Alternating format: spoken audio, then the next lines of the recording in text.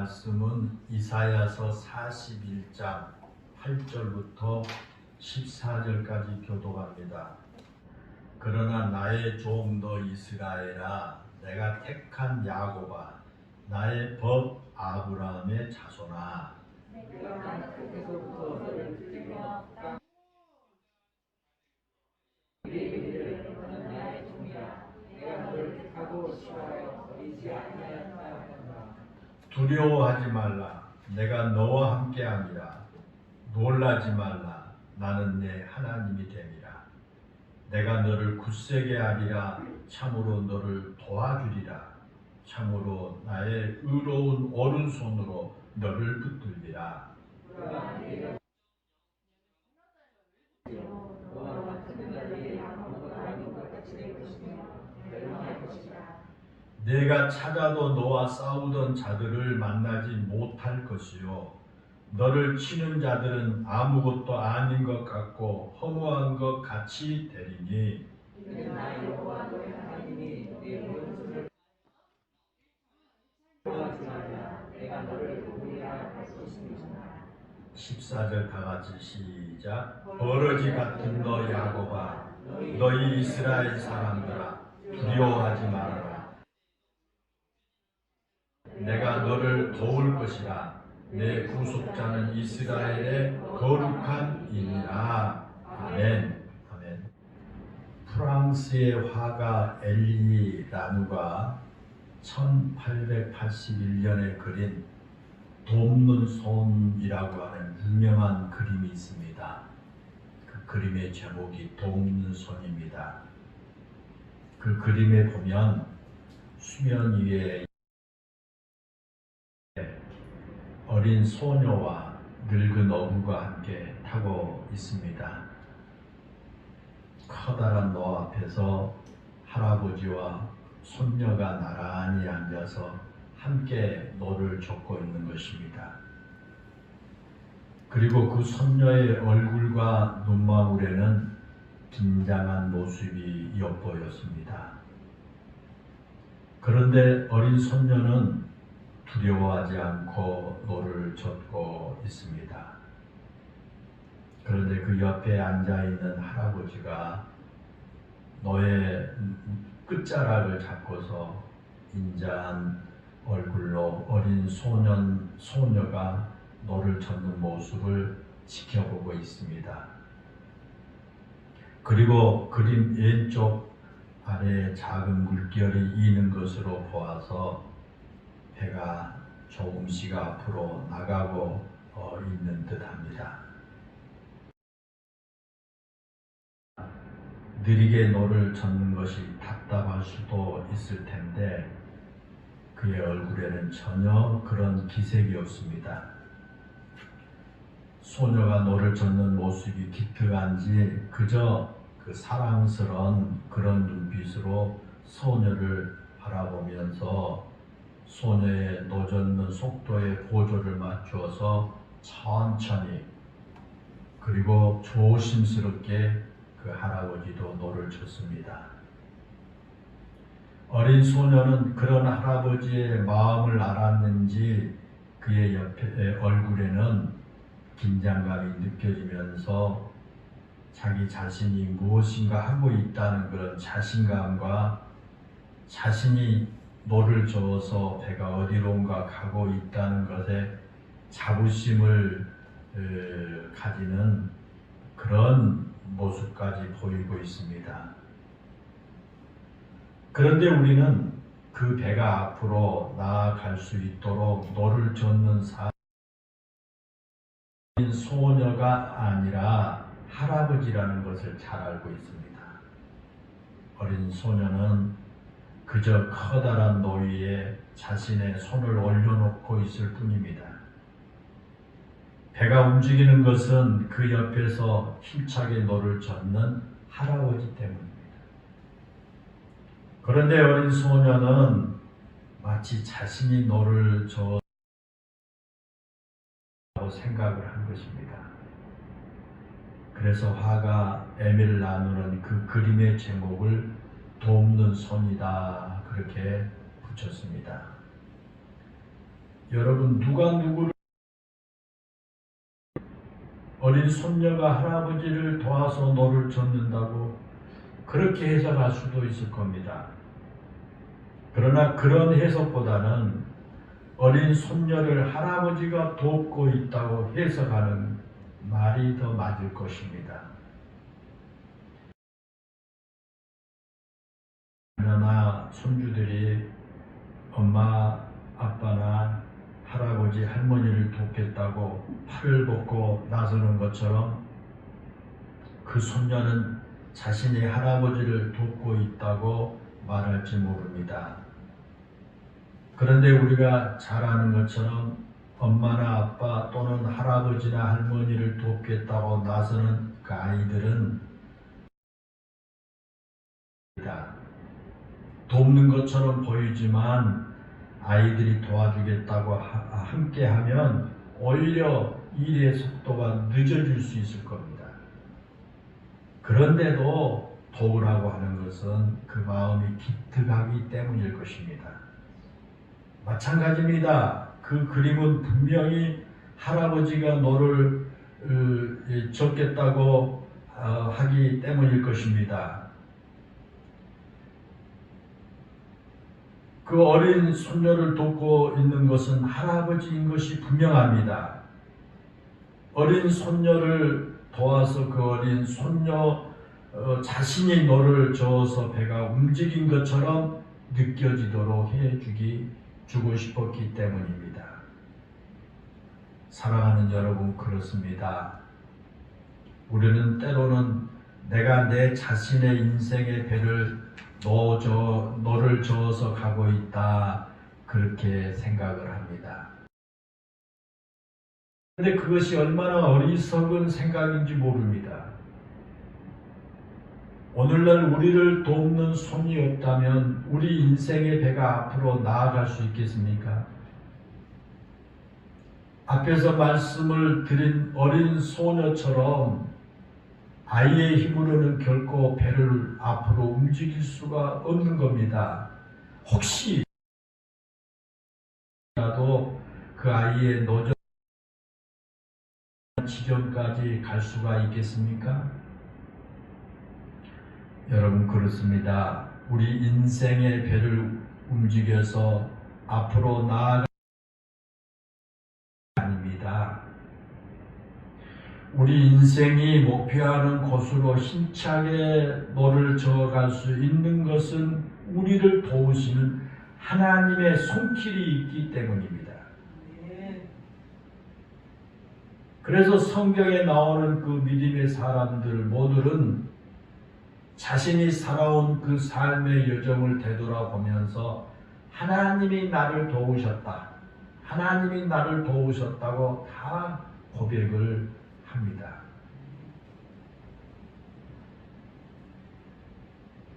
예를 들어서 믿음의 사람 에스라가 고백한 내용도 바로 그런 겁니다. 에스라서 7장 9절에 보면 첫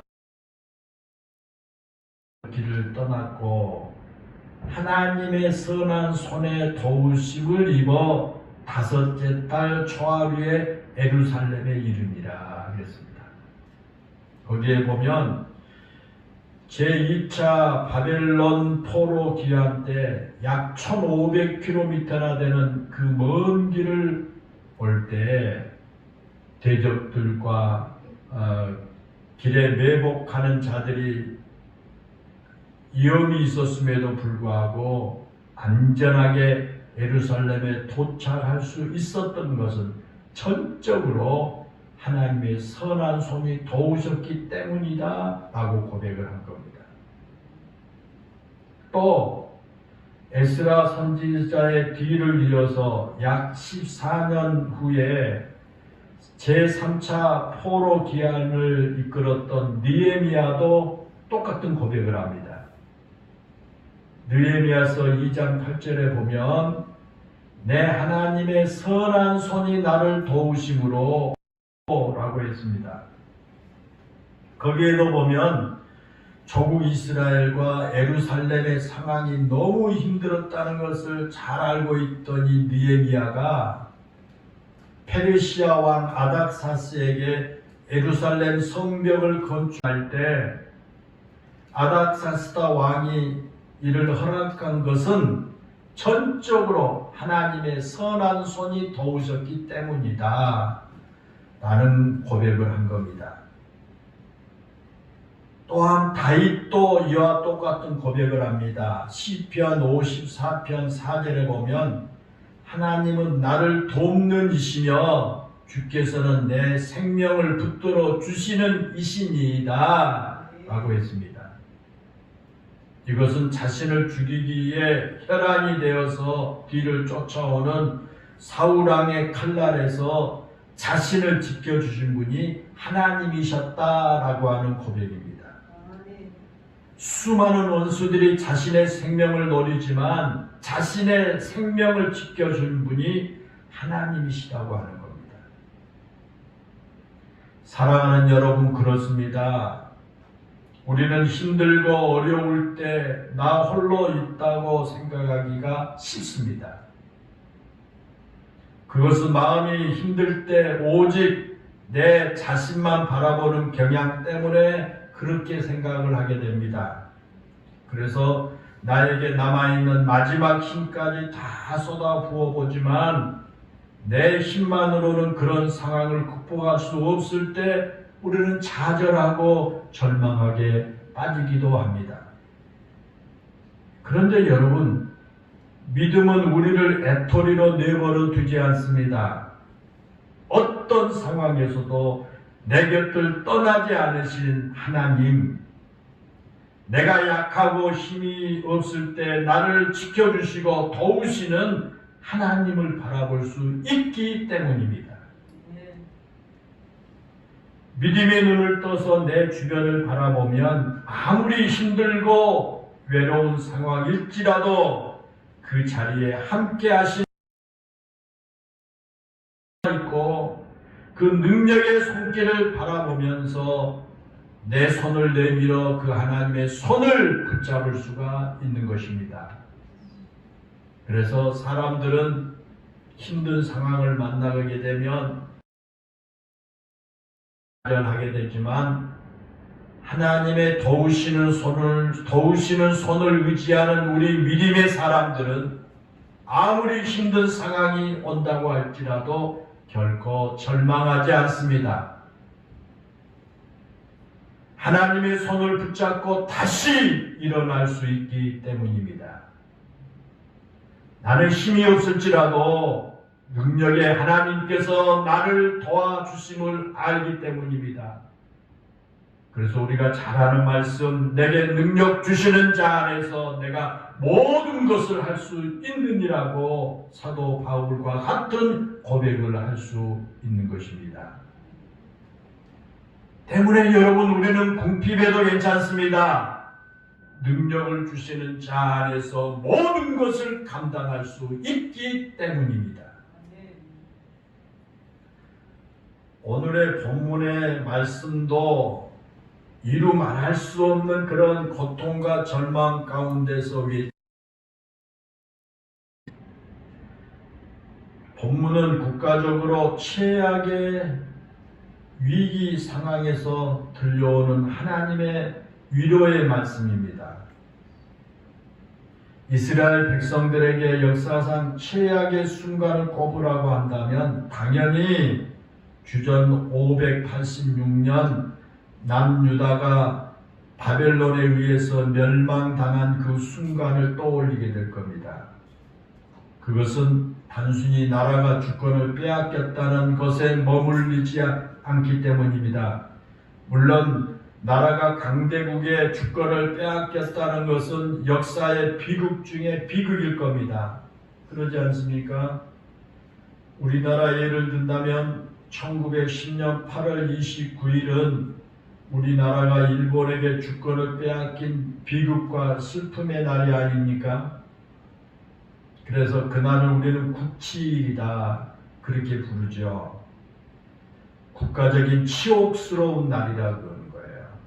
6.25를 국치일이라고 부르고 우리가 1910년 8월 29일을 국치일이다 일본에게 우리나라를 주권을 빼앗긴 정말 치욕스러운 날이다 그렇게 말합니다. 마찬가지로 이스라엘 백성들에게 최고의 불치일은 바벨론 나라의 이스라엘이 빼앗겼을 때입니다. 바벨론 나라가 이스라엘을 멸망한 그날이 최악의 불치일입니다. 그날은 이스라엘이 강대국의 나라를 빼앗긴 최악의 순간이었고, 그 이후 1948년에 독립을 선언할 때까지 약 2500년 동안 그들은 강대국의 지배를 받은 서러움을 안고 살아야만 했습니다. 그런데 그날이 이스라엘 백성들에게 더욱 치욕스러운 날로 기억된 것은 뭐냐면, 바벨론에 멸망당하면서 그들이 그렇게 소중하게 여겼던 예루살렘 성전이 파괴되었기 때문입니다. 이스라엘 백성들에게 성전이 파괴되었다는 것은 그 무엇보다 절망적이고 비극적인 일이었습니다. 왜냐하면 성전의 파괴는 곧 하나님께서 자신들을 버리셨다라고 하는 의미가 되기 때문이에요. 지금 본문이 기록될 당시의 이스라엘 백성들이 그런 상황입니다. 나라는 멸망당했습니다. 강대국 바벨론과 전쟁을 치르는 과정에서 수많은 사람들이 죽임을 당했습니다. 그 전쟁통에 살아남은 사람 가운데 제법 좀 똑똑하고 권세가 있고 배운 사람들은 모조리 바벨론의 포로로 끌려갔습니다. 그리고 고국 땅에 남아있는 사람들은 아주 가난하고 힘없는 사람들 뿐입니다. 바벨론의 군합발에 온 국도는 쑥대밭이 되었습니다. 예루살렘 왕궁을 비롯한 귀인들의 집들이 모두 다 불타버렸습니다. 농사를 지을 수 있는 땅도 많지가 않습니다. 다 빼앗겼습니다. 그래서 그런 상황을 성경에서는 황무지처럼 황폐해졌다 그렇게 표현합니다. 한마디로 말하면 회복이 불가능한 상황 가운데 놓여 있게 된 겁니다. 그런 상황이었기 때문에 바벨론의 포로로 잡혀간 사람들이나 이스라엘에 남아있는 사람들 모두가 깊은 절망에 지금 빠져 있습니다. 어디를 둘러보아도 희망이 보이지 않습니다. 다시 일어날 수 있는 꿈조차 꿀 수 없는 그런 상황입니다. 더구나 예루살렘 성전이 파괴되면서 하나님조차 자기들에게서 등을 돌린 것 같았습니다. 그러니 그 백성들이 얼마나 참 절망했겠습니까? 그 절망감은 말로 표현할 수가 없었습니다. 바로 그런 절망적인 상황, 살아남는 사람들이 모두 깊은 절망에 빠져 있을 때 오늘 본문의 말씀이 주어진 겁니다. 오늘 본문의 말씀은 한마디로 위로와 희망의 말씀입니다. 오늘 본문 바로 앞에 있는 이사야서 41장 이하에 보면은 하나님께서 페르시아의 고레스 왕을 세우고 그를 통해 이스라엘을 회복시켜 줄 것이라는 사실을 예언합니다. 유다가 멸망을 당하고 약 50년 후에 일어날 일입니다. 그래서 강대국인 바벨론이 멸망당하고 더 힘이 센 제국이 등장하면서 세계를 정복해 나갈 때 이방 민족들은 두려움과 혼란에 빠질 겁니다. 그런데 하나님께서 그런 이스라엘 백성들에게 너희는 두려워하지 말라 그렇게 말씀합니다. 본문의 말씀입니다. 오늘 본문을 자세히 보면 3번씩이나 반복해서 표현하는 말씀이 나와요. 그것은 두려워하지 말라는 말씀과 내가 너를 도와주리라 라고 하는 말씀이에요. 그리고 10절에서 두려워하지 말라, 내가 너와 함께하리라, 놀라지 말라, 나는 내 하나님이 됨이라, 내가 너를 굳세게 하리라. 참으로 너를 도우리라 말씀을 하십니다. 또 13절에서도 나 여호와 너의 하나님이 내 오른손을 붙들고 내게 이르기를 두려워하지 말라. 내가 너를 도우리라 할 것이라 말씀합니다.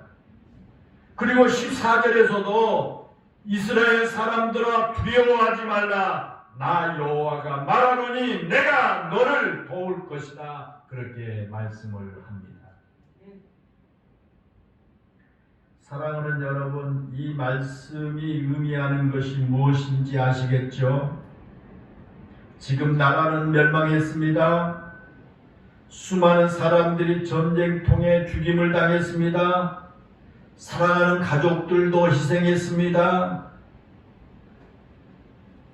살아남는 사람들은 포로로 먼 미국 땅에 끌려갔습니다.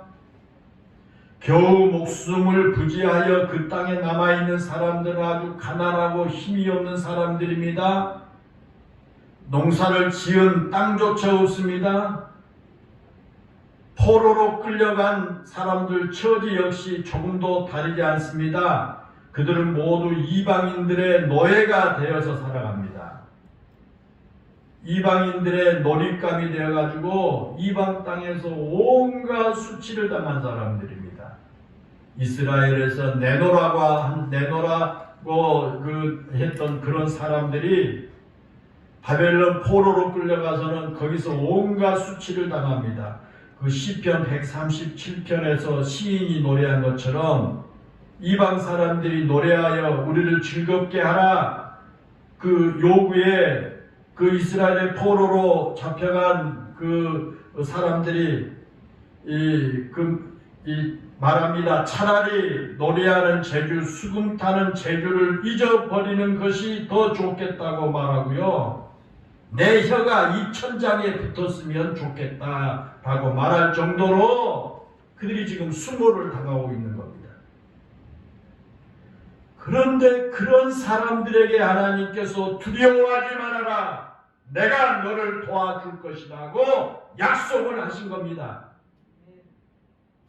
이방 나라들은 나라가 멸망당하고 역사를 주름잡던 나라들이 흥망성쇠를 보면서 두렵고 얼찌한 바를 알지 못해서 안절부절하고 있지만 하나님의 백성인 이스라엘 백성들은 두려워할 것이 없다. 내가 너를 도와줄 것이다 라고 말씀을 한 겁니다.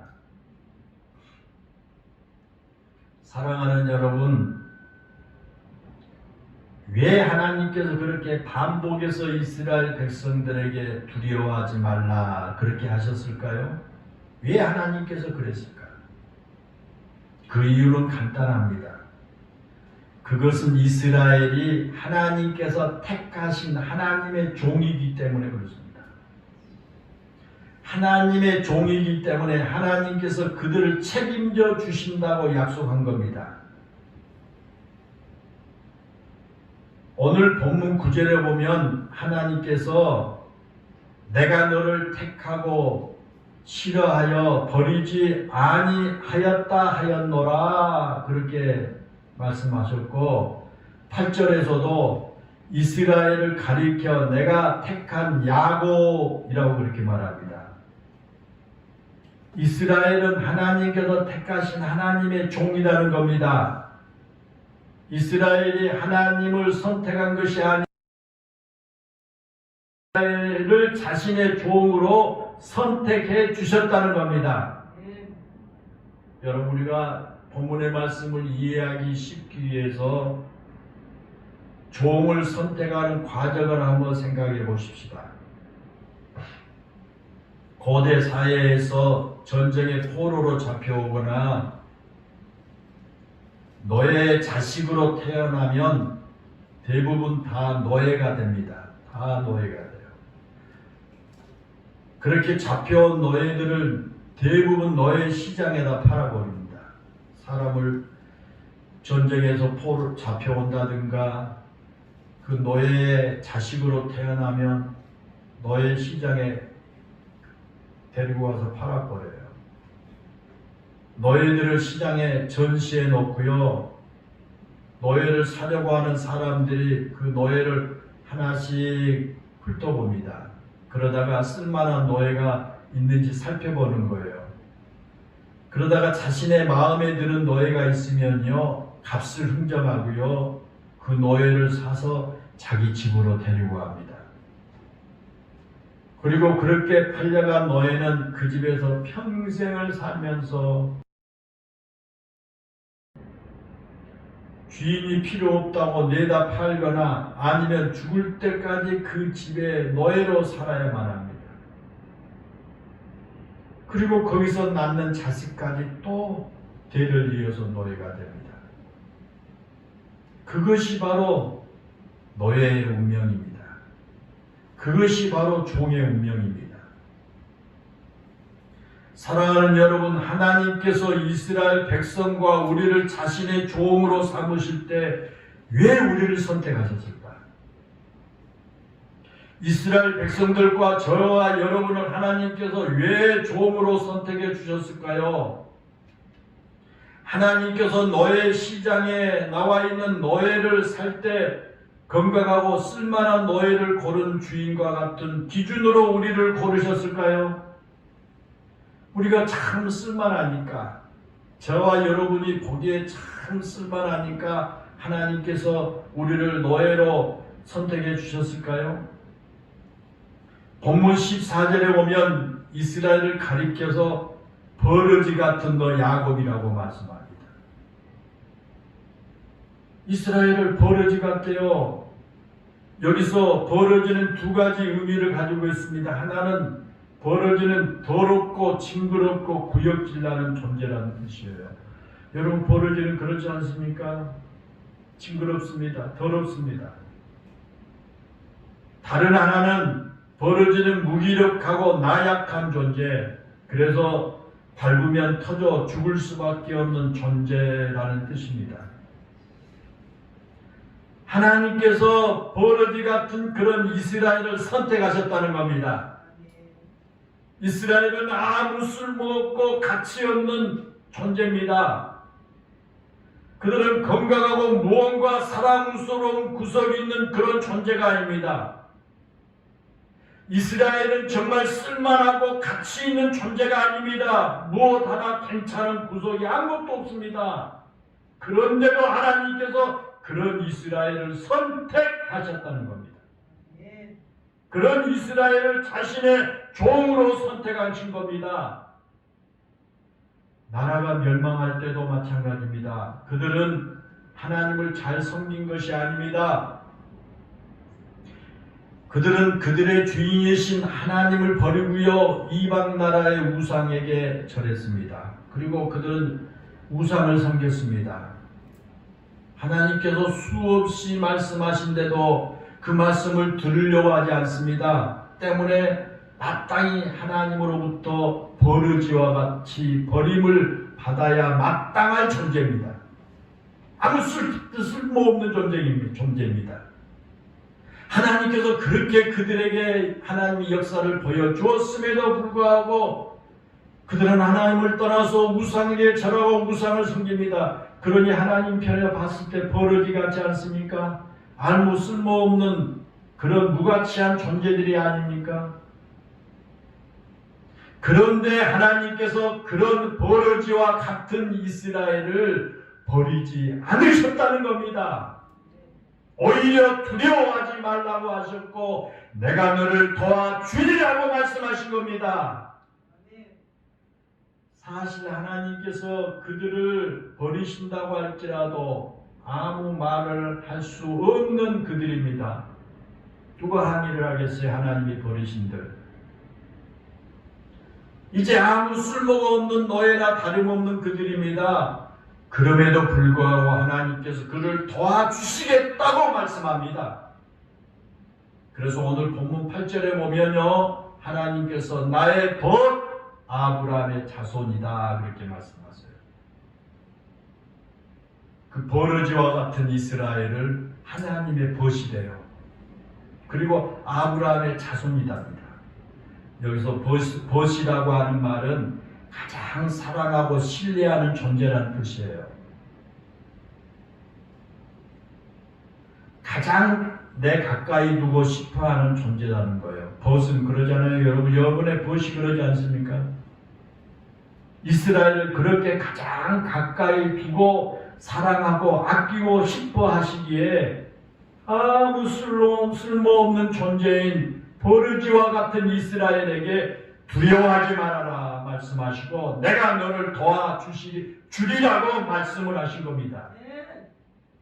무슨 말씀인지 아시겠죠? 사랑하는 여러분, 지금 여러분의 모습은 어떻습니까? 지금 여러분의 상황이 마치 이스라엘이 바벨론에 의해서 멸망당하던 모습처럼 절망적일 수 있습니다. 아무리 내 주위를 돌아봐도 어디서 희망의 빛을 볼 수 없을 정도로 암담할 수도 있습니다. 지금은 내 처지가 마치 버러지라고 표현된 오늘 본문의 말씀처럼 나는 지금 아무 힘도 없고 가치도 없고 쓸모없는 존재가 아닌가라고 생각할 정도로 힘든 상황 가운데 내가 있을 수도 있습니다.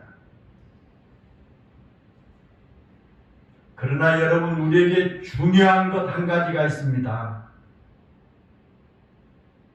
우리가 결코 잊지 말아야 할 것 하나가 있습니다. 그것은 바로 내가 어떤 모습이든지 간에 하나님께서 나를 택하여 자신의 종으로 삼으셨다는 겁니다. 너희처럼 나를 부려먹기 위해서 나를 종으로 택하신 것이 아니라 나를 가장 가까이에 두고 싶은 벗으로 삼기 위해서 나를 택하셨다고 하는 겁니다. 그리고 그런 우리들에게 하나님께서 두려워하지 말라, 내가 너를 도와주리라고 말씀하십니다. 내가 아무리 힘든 자리에 있고 내 주변에 아무리 봐도 내가 애토리와 같은 그런 상황에 놓여 있을지라도 하나님께서 너는 나의 종이다, 너는 나의 사랑하는 벗이라고 말씀하신 줄로 믿습니다. 우리가 그렇게 하나님의 사랑하는 종이요 우리가 하나님의 기쁨이 되는 벗이기에 하나님은 우리를 결코 외면하지 않으시고 하나님의 능력으로 우리를 도와주실 것입니다. 우리를 결코 홀로 버려두지 않을 겁니다. 우리는 하나님의 독생자 예수 그리스도의 십자가 은혜로 선택받는 사람들입니다. 하나님의 독생자 예수 그리스도를 주시기까지 사랑하신 종이 바로 우리 성도들인 줄로 믿습니다. 사랑하는 여러분, 서두에서 말씀을 드린 프랑스 화가 에밀 라누가 그린 돕는 손이라고 하는 그림에 대한 이야기가 생각나십니까? 어린 손녀는 배를 움직일 힘이 없습니다. 그러나 할아버지가 계시기에 아무 걱정 없이 목적지까지 갈 수가 있습니다. 그렇습니다. 우리가 내 힘으로 이 세상을 살아갈 수 있는 것이 아닙니다. 나 혼자의 힘으로 인생의 배를 넣어줘 갈 수가 없습니다. 나는 그저 너의 손을 얹고 있을 뿐입니다. 나를 도우시는 하나님이 계시기에 하나님의 능력의 손으로 내 인생의 노를 힘차게 주시기 때문에 내 인생의 배가 앞을 향해 힘차게 전진할 수 있을 겁니다. 나는 그저 너에다 손을 얹고만 있을 뿐입니다. 내 인생의 노예, 나는 그저 어린 소녀처럼, 그 손녀처럼 너에다 인생의 노예 손을 얹고만 있을 뿐이요. 실질적인 내 인생의 노를 힘차게 저어가신 분은 하나님이신 것을 믿으시기를 바랍니다. 오늘도 우리와 함께 하신 하나님은 내 인생의 노를 붙잡고 나를 대신해서 힘차게 노를 저어주신 줄로 믿습니다. 사랑하는 성도 여러분, 이 시간 여러분의 영의 눈을 크게 떠서 지금도 여러분과 함께 하신 그 하나님을 바라보시기를 바랍니다. 지금도 내가 너를 도와주리라고 하신 하나님을 바라보시기를 바랍니다. 지금도 여러분의 인생의 노를 붙잡고 여러분과 함께 힘차게 노를 저어주시는 그 하나님을 바라보시기를 바랍니다. 그러면 그 인자한 모습으로 여러분에게 조용히 속삭이신 하나님의 음성을 듣게 될 것입니다. 두려워하지 말라, 내가 너와 함께함이라. 놀라지 말라, 나는 내 하나님이 됨이라. 내가 너를 굳세게 하리라. 참으로 너를 도와주리라. 참으로 나의 의로운 오른손으로 너를 붙들어 주리라고 하신 하나님의 음성을 듣게 될 것입니다. 오늘 이 거룩한 주일 예배 시간에 사랑하는 우리 영일교회 모든 성도들이 영의 눈을 믿음으로 활짝 열고 이 하나님 바라봄으로 이 하나님의 음성을 들을 수 있기를 주님의 이름으로 축원합니다. 기도하겠습니다. 은혜롭고 감사하신 아버지 하나님, 우리가 살아가는 이 인생이 만만치가 않습니다. 때로는 풍랑이 일고 때로는 어렵고 힘들고 사경을 헤맬 때도 있고 예기치 않는 이들로 인해서 두려워할 수밖에 없는 그런 환경과 상황에 놓일 때도 많습니다. 그러나 오늘 하나님께서 주신 말씀을 통해서 내 인생의 노를 붙잡고 나를 위해서 힘차게 인생의 노를 저으시는 분이 계신다고 하는 이 사실, 그분이 바로 하나님이시라고 하는 이 사실을 우리 영일교회 모든 성도들이 다시 한번 믿음으로 깨닫게 해주세요.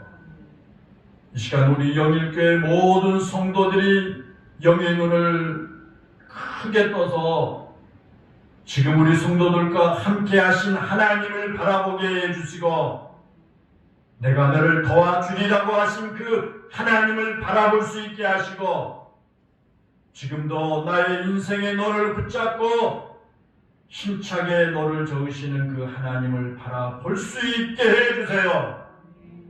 그리고 하나님의 세미한 음성, 내가 너를 도와주리라, 내가 너를 붙들어 주리라, 내가 너와 함께 하리라고 하는 이 세미한 음성을 듣고 힘을 내는 우리 영일교회 성도들 모두가 다 되게 해 주세요. 예수님의 이름으로 기도하옵나이다. 아멘.